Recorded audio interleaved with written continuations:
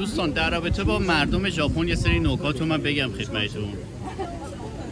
پسراشون شبیه دختران و دختراشون شبیه پسران.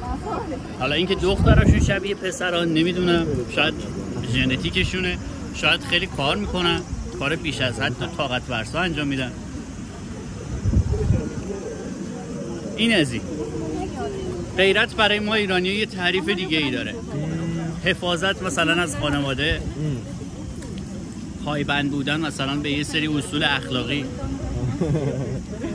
غیرت اینجا برای اینا تعریفش جور دیگه است. کرامت انسانی باید مثلا حفظ بشه. مثال باید بزنم براتون. الان مثال میزنم. مثلا اگر شما برید پیش یه آقایی که ژاپنیه، پیش نامزدش وایساده و مثلا بگید که من مثلا از نامزد شما خوشم اومده، واکنششون اون حالتی نیست که توقع داریم ما ایرانی‌ها.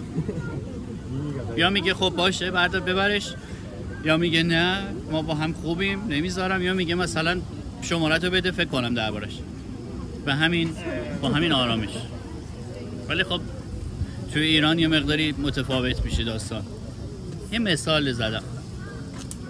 از نظر اخلاقی خیلی هاشون پایبندن، خیلی هاشون هم توی بعد از ازدواج پایبند نیستن. یعنی بعد از ازدواج هم میتونن همه با همه در ارتباط باشن.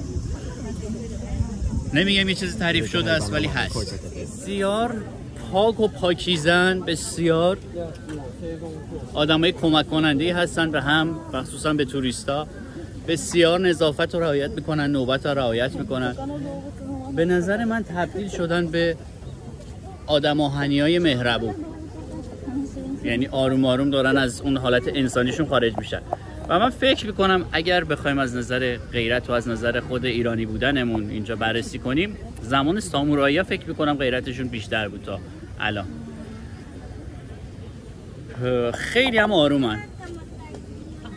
نمیدونم شاید افسردگی و افسردگیشون شاید به خاطر آرامشی بیش از حدشون و خودکشی‌هایی که میکنن. نکاتی بود که باید میگفتم، این که آدم آهنی تبدیل به آدم آهنیای مهربون شدن. بله اینقدر که زیاد کار کردن، با هم حرف نمیزنن. مثلا از هر 30 نفر یکیشون کتاب دستشونه، بقیه همه سرشون تو گوشیه دارن این فروشگاه رو چیز میکنن، سرچ میکنن. بله ممنونم. و سالم خواریشون هم روز به روز داره کمتر میشه، مخصوصا بین جواناشون.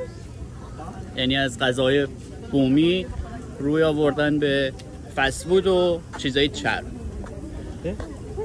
بازم اگر نکته‌ای باشه حتما میگم بهتون،